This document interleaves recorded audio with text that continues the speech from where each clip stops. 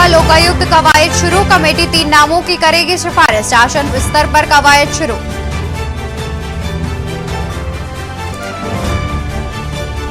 रक्षाबंधन पर धामी सरकार का तोहफा। आज रात 12 बजे से महिलाओं के लिए फ्री बस सेवा। मुख्यमंत्री पुष्कर सिंह धामी ने की घोषणा। दरकते पहाड़ों का होगा उपचार। केंद्र सरकार ने दी बड़ी सौगात। 971 करोड़ दिए। मानसून खत्म होते ही शुरू होगा काम। राज्य सरकार ने 26 और अधिवक्ताओं को हाईकोर्ट पैनल में किया शामिल। तीसरी सूची के बाद 65 के पार हुई संख्या। अन्नकूट मेले के लिए 15 कुंटल फूलों से सजा केदारनाथ धाम। बड़ी संख्या में पहुंचे श्रद्धालु। रात भर खुले रहेंगे मंदिर के कपाट। उत्तराखंड में फिर बदलेगा मौसम का मिजाज। अगले 2 दिन 6 जिलों में बारिश के आसार। मौसम विभाग ने जारी किया अलर्ट। आप देख रहे हैं के न्यूज, खबरों का सारथी। नमस्कार, मैं हूं आपके साथ अवंतिका अवस्थी। बात करेंगे उत्तराखंड खबरों की, जहां खबर देहरादून से है।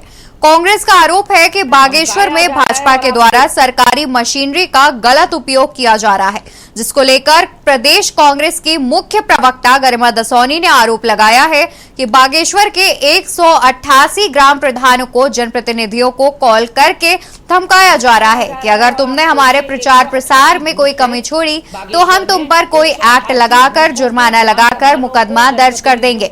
हमारे युवा कांग्रेस के जिला उपाध्यक्ष भीम कुमार को शांति भंग का नोटिस दिया गया है, जबकि वह व्यवहार कुशल है और इसके ऊपर आज तक कोई मुकदमा दर्ज नहीं है। तो 188 बूथों में फोन कॉल्स तक किए जा रहे हैं। उसके अलावा मैं आपको बताना चाहती हूँ कि हमारे युवा कांग्रेस के जिला उपाध्यक्ष हैं भीम कुमार। ये नोटिस सर्व हुआ है उनको 107, 116 में। एक भुवन परसवान है, पुत्र लक्ष्मण सिंह, और भीम कुमार पुत्र कुशीराम। आप सोच सकते हैं, किसी से भी आप बागेश्वर में जाके पता करेंगे भीम कुमार के बारे में, जो कि हमारा युवा कांग्रेस का उपाध्यक्ष है। ये धमकाया जा रहा है और आप सोचिए 188 बूथ है बागेश्वर में। बूथों के ग्राम प्रधानों को, जनप्रतिनिधियों को कॉल कर करके हड़काया जा रहा है कि अगर तुमने हमारे प्रचार प्रसार में कोई कमी छोड़ी तो तुमको इस एक्ट में या तुम्हारे ऊपर ये जुर्माना लगा देंगे, ये मुकदमा ठोक देंगे। तो 188 बूथों में फोन कॉल्स तक किए जा रहे हैं। उसके अलावा मैं आपको बताना चाहती हूं कि हमारे युवा कांग्रेस के जिला उपाध्यक्ष हैं भीम कुमार। ये नोटिस सर्व हुआ है उनको 107, 116 में। एक भुवन परसवान है, पुत्र लक्ष्मण सिंह, और भीम कुमार पुत्र कुशीराम। आप सोच सकते हैं, किसी से भी आप बागेश्वर में जाके पता करेंगे भीम कुमार के बारे में, जो कि हमारा युवा कांग्रेस का उपाध्यक्ष है। ये बच्चा इतना शांत स्वभाव का और इतना व्यवहार कुशल बच्चा है। देहरादून में लगातार डेंगू के मामले बढ़ने के बाद स्वास्थ्य सचिव डॉक्टर आर राजेश कुमार अपनी टीम के साथ देहरादून अस्पताल पहुंचे। टीम के अस्पताल पहुंचते ही दून अस्पताल के अधिकारियों में हड़कंप मच गया। स्वास्थ्य सचिव ने दून हॉस्पिटल का निरीक्षण कर जरूरी दिशा निर्देश अधिकारियों को दिए। बताते चले कि देहरादून में लगातार डेंगू के मामले बढ़ रहे हैं, जिसके बाद दून अस्पताल में अव्यवस्थाएं हो रही हैं। स्वास्थ्य सचिव डॉक्टर राजेश कुमार ने जानकारी देते हुए बताया कि डीजी हेल्थ सहित जिम्मेदार अधिकारियों के साथ निरीक्षण किया गया। मरीजों से भी इलाज का फीडबैक लिया गया है। जल्द ही FRS मशीन को खरीदकर अस्पताल में हो रही असुविधाओं को दूर किया जाएगा, ताकि मरीजों को तत्काल राहत मिल सके।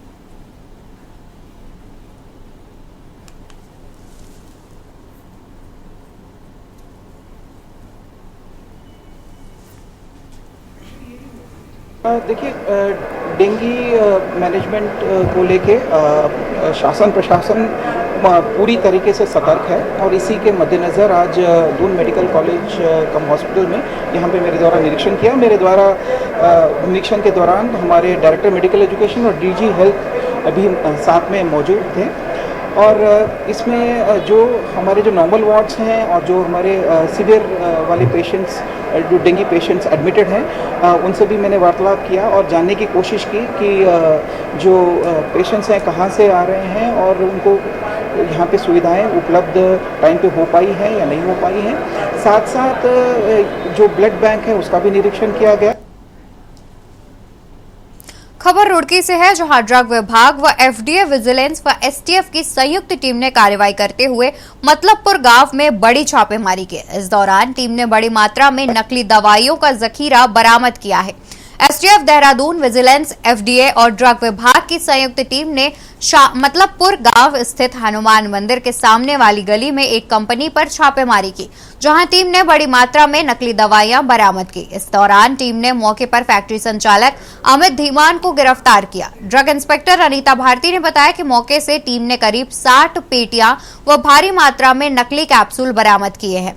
दवाइयों की कीमत करीब 1 करोड़ से ज्यादा बताई जा रही है। विभाग की इस कार्रवाई से ड्रग माफियाओं में हड़कंप मचा हुआ है। वहीं नायब तहसीलदार ब्रजमोहन सिंह ने बताया कि कार्यवाही के बाद घरनुमा कंपनी को सील कर दिया जाएगा।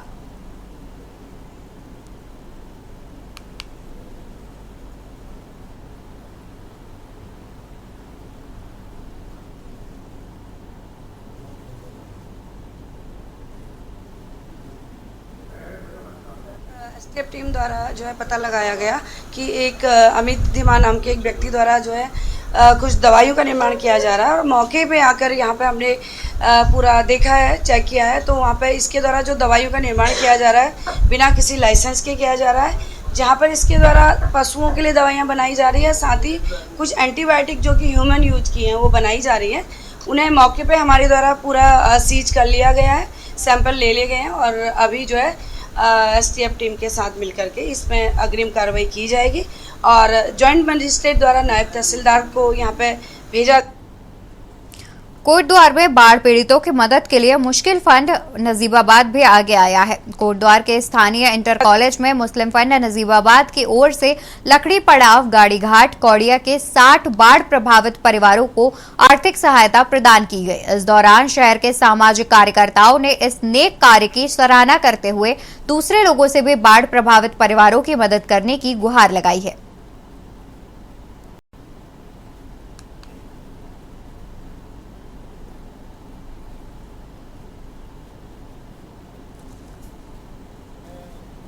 की बात है कि जो हमारी मुस्लिम फंड शाखा है, जिसका हेड ऑफिस नज़ियाबाद है, और ये हमारी लकड़ी पड़ाव वाली जो शाखा है, उसके माध्यम से ये राहत सामग्री लगभग 50 से 60 परिवारों को जो बाढ़ पीड़ित हैं उनको दी जा रही है।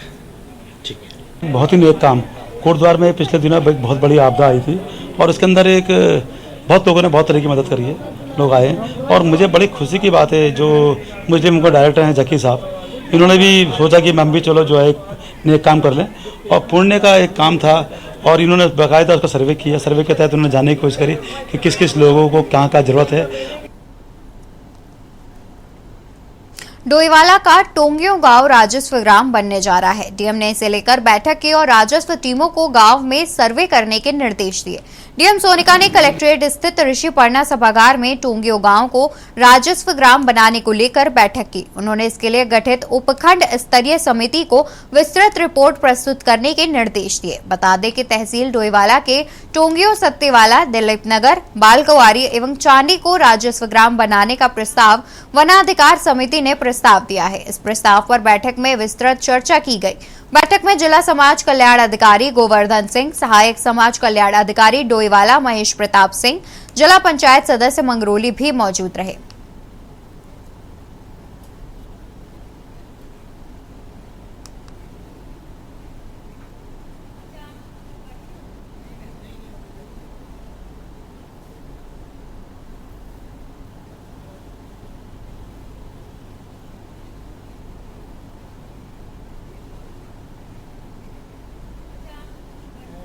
बड़ी खुशी की बात है कि जो हमारी मुस्लिम फंड शाखा है, जिसका हेड ऑफिस नज़ियाबाद है,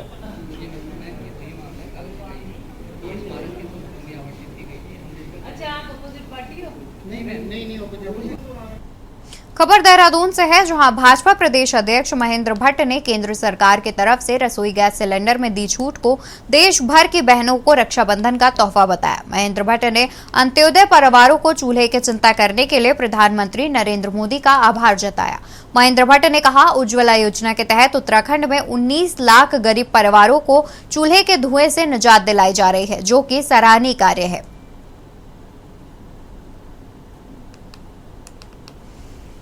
रक्षाबंधन के से पूर्व पूरे देश की बहनों को जो तोहफा देश के प्रधानमंत्री आदरणीय नरेंद्र भाई मोदी जी द्वारा दिया गया, मैं देवभूमि उत्तराखंड की ओर से प्रधानमंत्री का हृदय से आभार व्यक्त करता हूं। घरेलू गैस कनेक्शनों के लिए 200 रुपये पर कनेक्शन की छूट, और ख़ास तौर पर जो गरीबी रेखा के नीचे जीवन यापन कर रहे हैं, ऐसे जो इनको हमने उज्ज्वला योजना के तहत गैस कनेक्शन दिए गए, ऐसे सब लोगों को 400 रुपये पर गैस कनेक्शन की छूट देने की घोषणा आज माननीय प्रधानमंत्री जी ने की है। रक्षाबंधन का इंतजार हर बहन साल भर करती है। इस पर्व पर बहन अपने भाई से मिलकर राखी बांधती है और उसकी लंबी उम्र की कामना करती है। भारतीय सीमा पर तैनात अपर रिमखिम बॉर्डरमर ग्राम पंचायत सूकी भला गांव के ग्रामीणों के द्वारा भी तैनात भारतीय जवानों को राखी बांधी गई और उनकी लंबी उम्र की कामना की गई। वहीं गौचर में भी 8वीं वाहिनी की हिमवीर महिला सदस्यों ने भी रक्षाबंधन के त्योहार को फिट इंडिया एक्टिविटीज कार्यक्रमों को हर्षोल्लास के साथ मनाने के साथ वृक्षारोपण भी किया।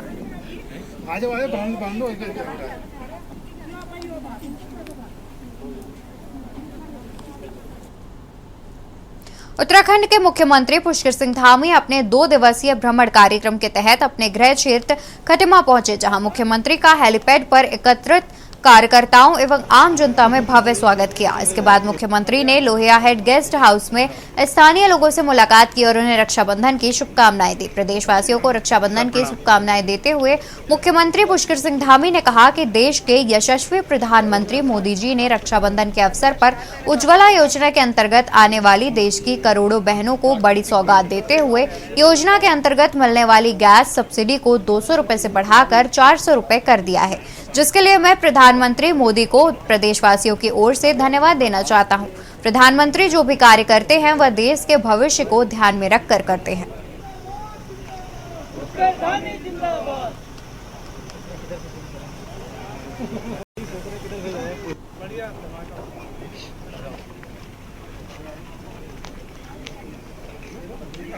सर प्रणाम।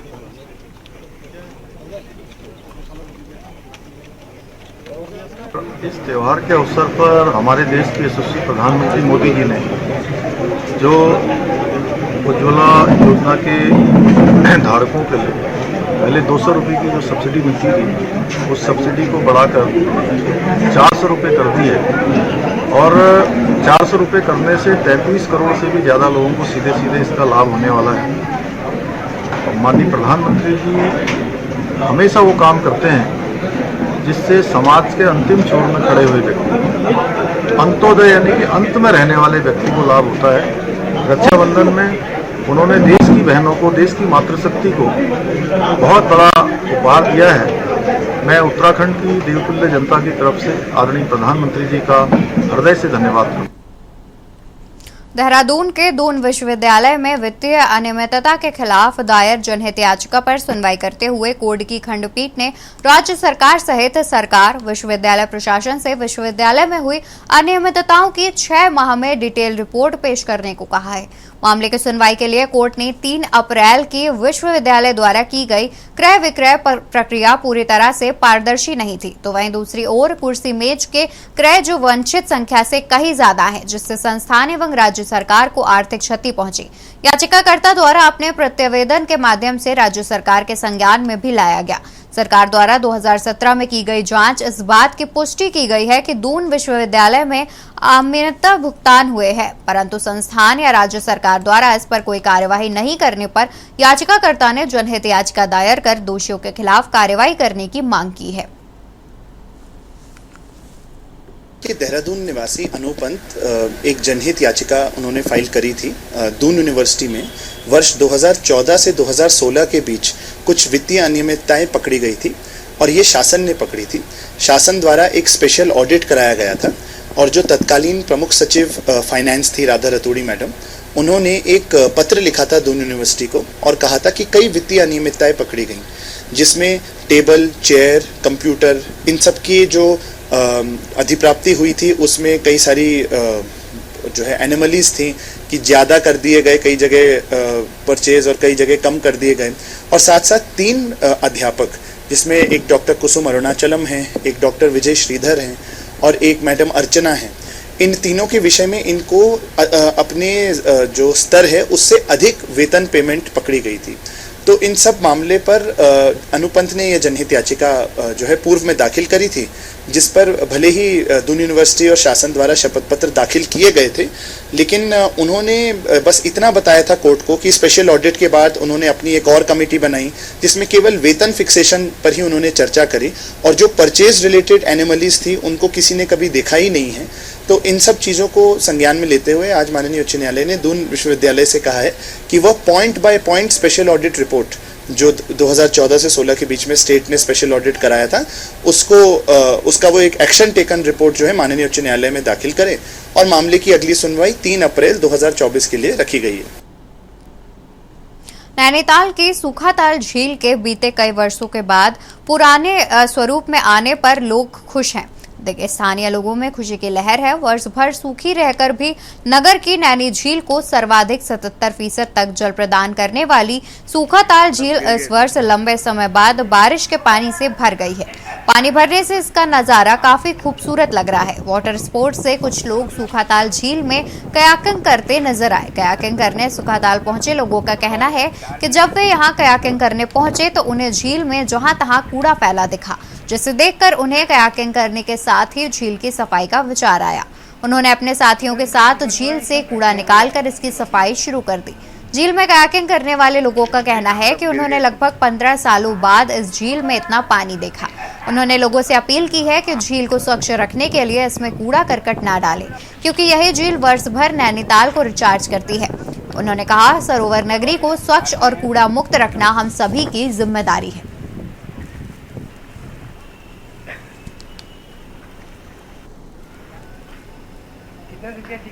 हाँ, इसलिए बोट में बहुत पहले, आज से करीबन नहीं तो 14 या 15 में चलाई थी एक बार बोट। उस टाइम इससे ज़्यादा पानी था उस टाइम। बट अगर देखा जाए तो एक नेचुरल लेक है, ये पहले से ही नेचुरल लेक थी। इसकी बहुत ज़्यादा ब्यूटी है और एक टूरिस्ट पॉइंट के अकॉर्डिंग भी बहुत सी बन सकती है अगर इसे डेवलप किया जाए। बस मेन ये है कि जो कूड़ा है, जो मेन इस पर कूड़ा है, कूड़ा करीबन नहीं भी तो ऐसे प्रॉपर ढंग से सफाई की जाए तो उसमें करीबन 20 से 25 तक कूड़ा निकलेगा। देखिए, सूखाताल हृदय है नैनीताल का। अगर इसमें पानी नहीं होगा तो नैनीताल की लेक पहले सूखेगी, खुरपा ताल सूख जाएगी, सड़िया ताल सूख जाएगी। ये लेक का हृदय है, ये धमनी है, ये पंप करता रहता है इन जगहों को। ये जो नाले हैं ये इनकी नसें हैं जो ताल को रिचार्ज करते हैं। सूखा ताल को रिचार्ज, हर नाले को, हर तालाब को रिचार्ज करते हैं। प्रदेश के तमाम हिस्सों में जंगल से सटे रिहायशी इलाकों में जहां जंगली जानवरों का आतंक है, वहीं अब शहरी और ग्रामीण इलाकों में सांप निकलने से लोगों में दहशत फैल गई है। ऐसे ही कुछ देहरादून से लगते विकासनगर और आसपास के ग्रामीण इलाकों में पिछले करीब 2 माह से 250 से अधिक common krait, king cobra, Russell viper और अजगर जैसे खतरनाक व जहरीले सांपों के साथ मॉनिटर रिजर्व को रेस्क्यू कर जंगल में छोड़ा जा चुका है। दरअसल आपको बता दें कि बरसात के मौसम में जमीनों में होने वाली उमस के चलते ये सांप रिहायशी इलाकों का रुख कर रहे हैं, जिसके चलते आदिल मिर्जा ने बताया कि विकासनगर सहित आसपास के क्षेत्रों के घर, दुकान और गोदाम के साथ ही मुर्गी व कबूतरों के दबड़ों जैसी अलग अलग जगहों पर इन खतरनाक व जहरीले सांपों को रेस्क्यू किया गया है।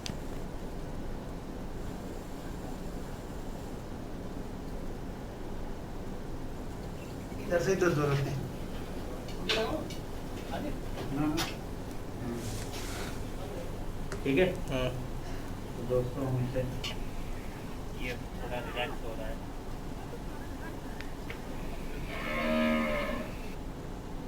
लोकसभा चुनाव से पहले कर्मचारियों ने केंद्र और राज्य सरकार की टेंशन बढ़ा दी है।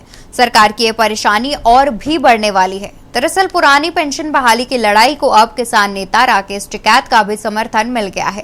राकेश टिकैत का समर्थन मिलने से कर्मचारियों को पूरी उम्मीद है कि सरकार उनकी मांग को जरूर पूरा करेगी। आपको बता दें कि भारतीय किसान यूनियन के राष्ट्रीय प्रवक्ता राकेश टिकैत ने ट्वीट करते हुए इस आंदोलन का पूरा समर्थन दिया है। राकेश टिकैत ने ऐलान किया है कि 2024 के लोकसभा चुनाव से पहले पुरानी पेंशन बहाली के लिए वो हर संभव प्रयास करेंगे।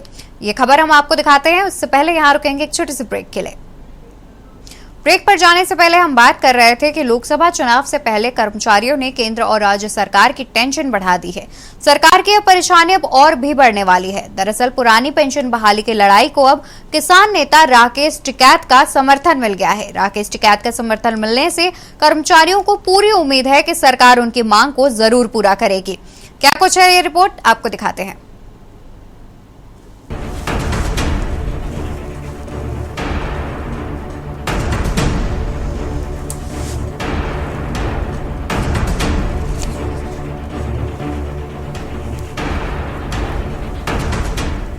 लोकसभा चुनाव से पहले कर्मचारियों ने केंद्र और राज्य सरकार की टेंशन बढ़ा दी है। सरकार की ये परेशानी और भी बढ़ने वाली है। दरअसल पुरानी पेंशन बहाली की लड़ाई को अब किसान नेता राकेश टिकैत का भी समर्थन मिल गया है। राकेश टिकैत का समर्थन मिलने से कर्मचारियों को पूरी उम्मीद है कि सरकार उनकी मांग को जरूर पूरा करेगी। बता दें कि भारतीय किसान यूनियन के राष्ट्रीय प्रवक्ता राकेश टिकैत ने ट्वीट करते हुए इस आंदोलन को पूरा समर्थन दिया है। राकेश टिकैत ने ऐलान किया है कि 2024 के लोकसभा चुनाव से पहले पुरानी पेंशन बहाली के लिए वो हर संभव प्रयास करेंगे। उन्होंने कहा कि देश के 85 लाख एनपीएस कर्मचारियों की मांग के लिए देश का किसान हर संघर्ष में कर्मचारियों के साथ है। तो वहीं उत्तराखंड में कर्मचारियों ने सरकार से आर पार की लड़ाई का ऐलान करते हुए 1 अक्टूबर को मुख्यमंत्री आवास कूच करने का ऐलान किया है। कर्मचारियों ने साफ कहा कि जब तक सरकार उनकी मांगे पूरा नहीं करेगी तब तक आंदोलन जारी रहेगा।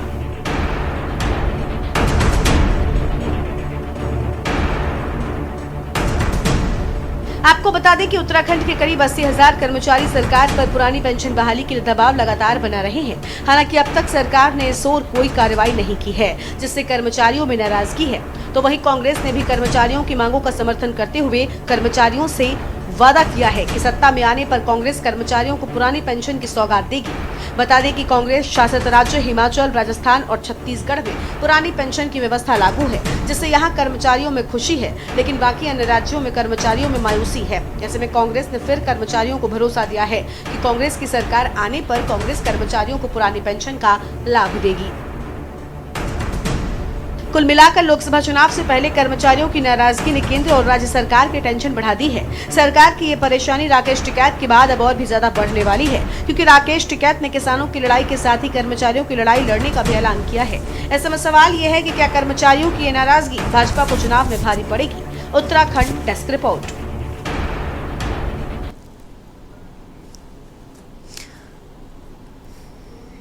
उत्तराखंड खबरों में मेरे साथ फिलहाल इतना ही। आप देखते रहिए के न्यूज़ इंडिया।